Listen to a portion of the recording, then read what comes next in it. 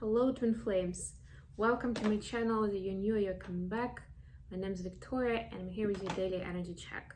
Today we're gonna do a super quick check-in on what the twins are feeling and thinking towards each other, and of course what's happening in the dynamic itself on the energy level.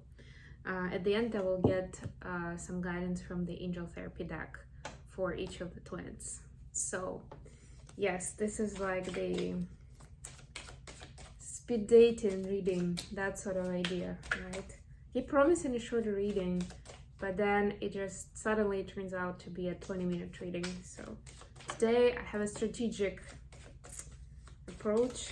So yeah, first of all, let's see what divine feminines are currently feeling and thinking about the connection. Alright, we've got Temperance and the Star. It's pretty big energies. And we have another 4 and 7, which we had yesterday. This is 14 and 17 actually, which is even more interesting because it becomes, well, it's 11, but it's like next level, right? It's 31 really. But 7 and 4 give us 11, and we saw 7 and 4 yesterday. Also notice the similarity in pattern in this cards. It's not always as similar, I would say, not in every deck, but in this deck it is pretty interesting. Let's see what we have for what the masculines are feeling and thinking towards the connection.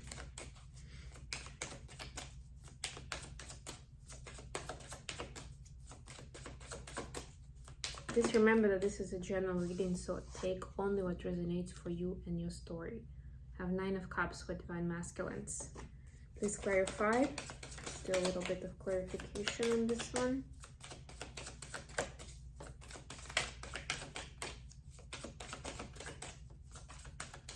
It's also an interesting turn on this card because usually it's about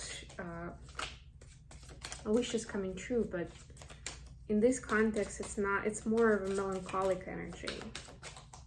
It's more of the emphasis that it's not quite 10 yet.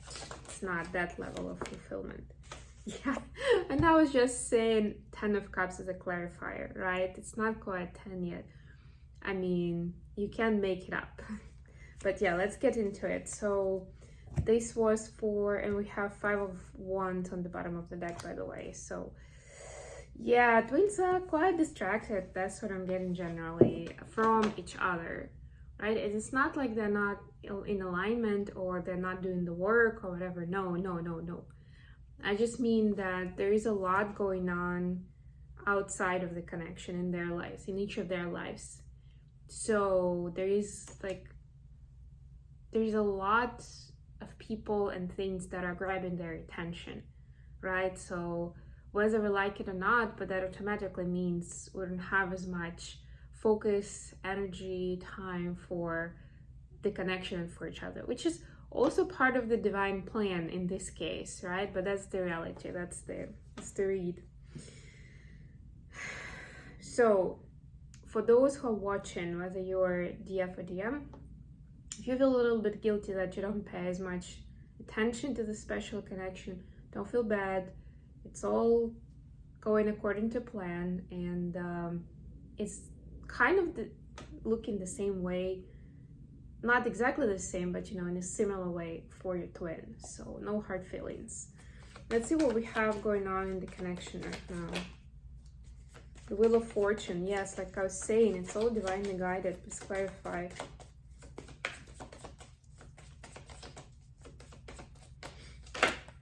Ooh, the Chariot and the Page of Wands here. Okay.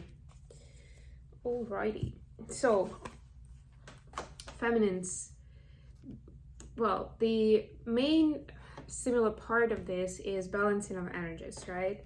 You can see that it's a little bit different in its meaning, its nature, in the Temperance and in the Star, which means that the balancing is happening on so many different levels. First of all, it's about balancing out 3D and 5D space. It's about balancing out our goals and aspirations in 3D level with what we have available to us, those assets, those resources, those people, versus our goals on the spiritual level, right? And ascension and energy transmutation and telepathic communication and healing of the humanity and all of those things, right? It's like finding that balance of finding how you can do one while not losing the other, right? The temperance is more about feminine and masculine energy more than anything else. It's that alchemy, and it's not necessarily about a relationship. It's usually about doing that balancing within a person. And just not to get, I'm just getting immediately that some people will get confused about masculine and feminine, balancing it out. Think of it as yin and yang, right? That we all have. Because when you say we all have masculine and feminine, there's still certain associations that we have towards a certain gender, right? And this is not really about that. And it's more about, it's not even necessarily am I acting like a masculine or a feminine, right? It's more, sometimes it is, but it's not just like that. It's more about, you know, the nature of the energy. Is it more of the energy of the surrender, intuition, and observation and nurturing, or is it more about fighting for something, right? Going out there and, you know, being proactive and putting yourself out there with your message, with your action, with whatever it is, right? It's those kind of differences that need to be balanced out. And that's what is happening for divine feminines right now. So they're seeing essentially that this connection is helping them with that big time, right? Because this is such a pure level of observing this kind of dynamics, right? Between these dualities, both of these that I've just mentioned, right? It's such a divine combination of those, then it's really showing them the perspective of how you can alchemize those and how they're supposed to exist in harmony.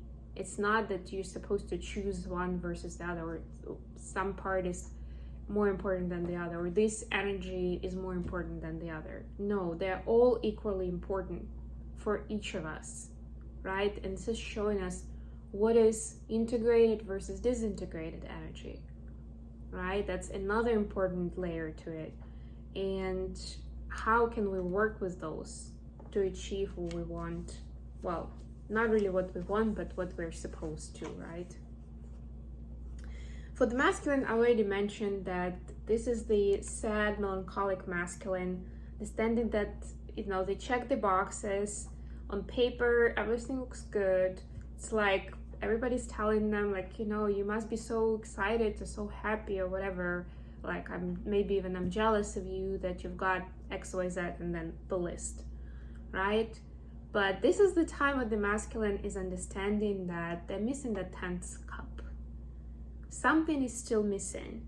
And the big, no, I'm not gonna say that of course they realize that that 10th cup is the feminine. No, they don't necessarily realize it consciously. They're not ready to do something about it, you know, step towards the feminine, right? You see, this man is not really moving. He's like contemplating the essence of life. But the important part is that there is this big understanding and realization in the body, in the energy, that something is missing, that list isn't the ultimate list of happiness. That's not it, right? There is something bigger than that. And for them, it's more importantly, it's not even just about the feminine, although they're able to see this through the lens of this connection. If there were no divine feminine, they were not being activated and healed and ascended through this journey and through this exchange. They may not necessarily have noticed it, right?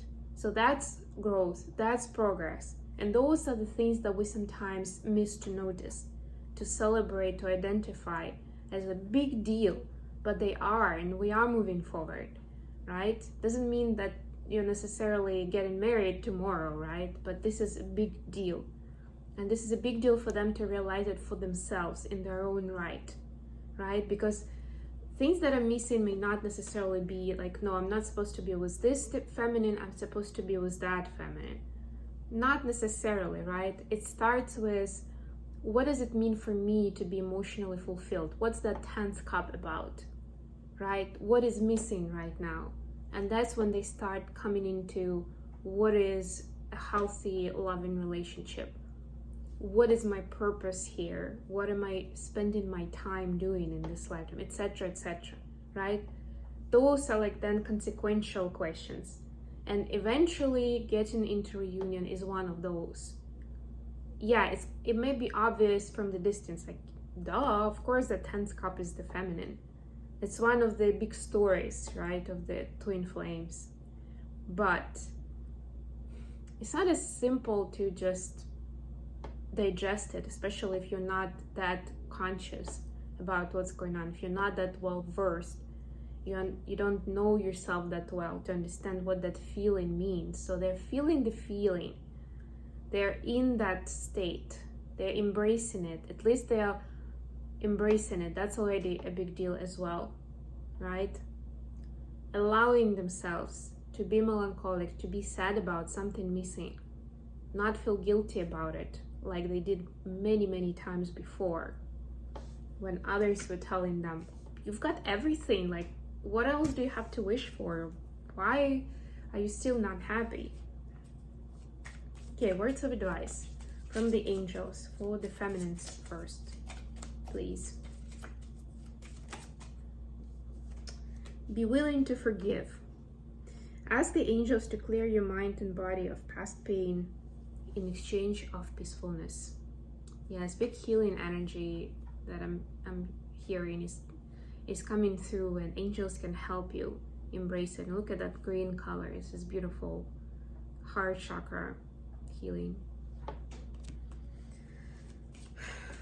What do we have for the masculines? And that will help you with the alchemy.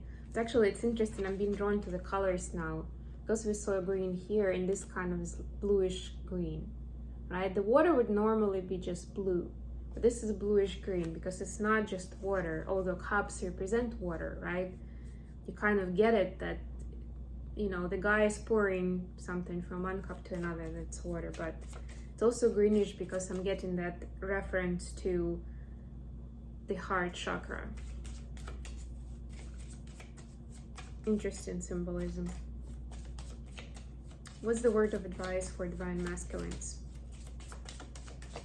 watching?